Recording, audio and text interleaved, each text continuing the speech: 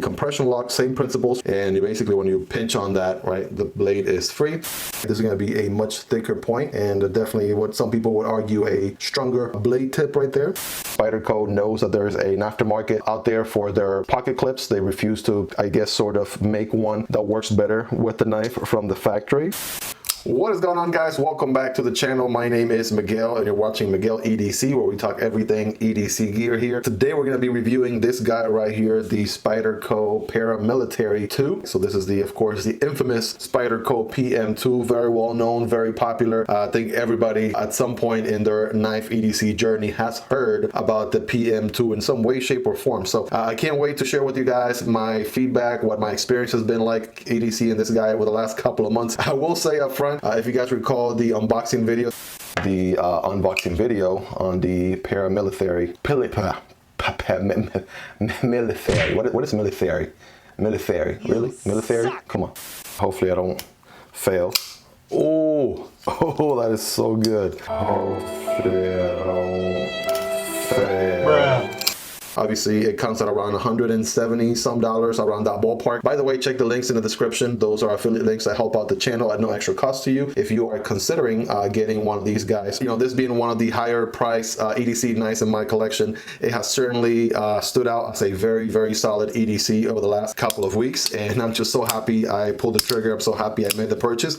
And I have not been disappointed. This guy has not let me down whatsoever in any way, shape, or form. And yeah, we're going to go ahead and be reviewing this guy here. So if you guys are ready, I'm ready. Let's go ahead and start with a quick overall measurement on this guy. Let's get the overall length.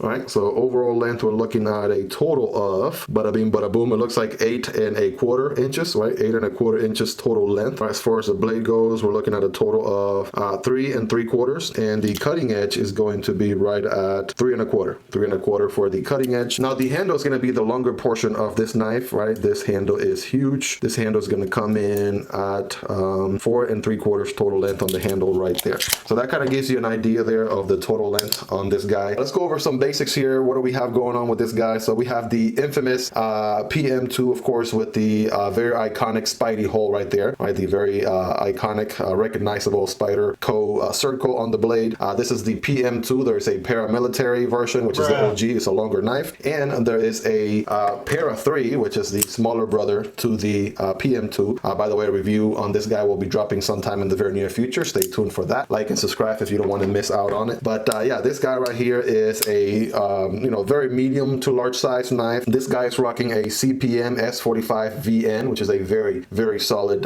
steel here, very premium steel. And I got it in this satin finish right here that you can see. It is such a beauty. Of course, the USA made knives. They are made in Golden, Colorado, USA Earth, right? In case you're wondering what planet these are from, they are still from good old USA Earth. So these are American knives. I mean, this is the real business right here. So a quick hardware check on this guy, by the way, guys. My tools are very recommendable. They're linked down below in the description. They're part of the Spyderco tool set. If you want to check them out, all right, the affiliate links are in the description. Check them out at no extra cost to you. I want to take a guess here. I want to say this guy, based on the screws that I'm seeing here, right, I want to say it has to be T8 all around, right? It's going to be T8 the American way, all the way on the pivot, right, on the spacers, probably T6 on the pocket clip. By the way, this is an aftermarket pocket clip. We're going to talk about that here in just a moment, but let's confirm that right there. So let's see, T8 right there in the frame, T8 on the pivot also. Could it be a T10? I don't know. Let's try T10. Wow, look at that. So the pivot is going to be a T10, right? Look at that. That's going to be even a larger measurement than we're used to. Everything else is going to be a T8 on the frame. And then last but not least, as far as the pocket clip, right, there it is, T6, right? T6 on all three of those, right? There's 3 different screws holding that pocket clip. So a quick blade stock thickness on this guy. All right, let's see here. And the thickest point, this guy is going to be 0.14, right? That's going to be a little bit wider of a blade right there than the typical blades that we see in the channel so far. I want to say the average, channel average, is going to be somewhere around 0.12 to 0.10 of an inch, right? But this is definitely a little bit wider, right? A little bit thicker right there. Now on the pointiest end, I want to say this guy definitely drops to a very pointy end. No doubt about that. So if I could just squeeze in there. One eternity later. And that's going to be 0.01 inches right there on the very tip. I know it looks pretty obvious, but that is a very pointy tip, no doubt about that. That tip is very, very pointy, very definitely. You can see the profile here on the blade, right? Starts right here, 0.14, all the way down to 0.1, right? Look at that. That is very, very nice. Yeah, some people are very concerned, very scared that that tip is might break. Obviously, you know, you're not trying to do some heavy prying with your knife. Your knife should be meant as a cutting tool, not a prying tool, right? But you can sort of see, obviously, I'm definitely not planning on doing any prying of any kind with my knife, so I definitely should be okay there. But yeah, if you're thinking of prying with your knife, you're probably using the wrong tool, right? Opt for something different. For comparison purposes, right, if you check the, let's say, blade here on the Ontario Rat Model 1, right, this is going to be a much thicker point, and definitely what some people would argue a stronger blade tip right there. But I mean, it's up to your preference, right? Up to your preference. I like the fact that it is very, very pointy. It is so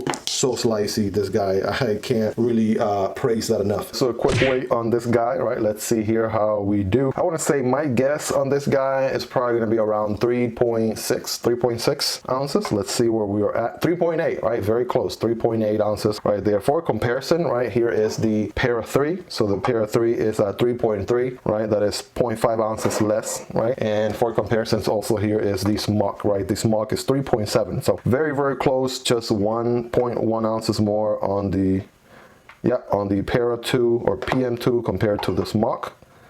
And of course the smaller brother right here, the Para 3, is going to be much lighter, right? Of course, this guy is rocking the compression lock here from Spyderco, so it works very similar to, let's say, a liner lock, right? I'll give you an idea here of a liner lock. Let's say this Rat Model 1 here from Ontario has a liner lock right here, so this liner is holding the blade in place, right? So when you move that piece of the liner out of the way, you're able to close the blade or close the knife. Well, similar story here, except the liner lock is in the back portion of the knife, so it's called the compression lock, same principles, and you basically, when you pinch on that, right, the blade is free. So you got multiple deployment options with this guy. Of course, you could do the liner lock just like that.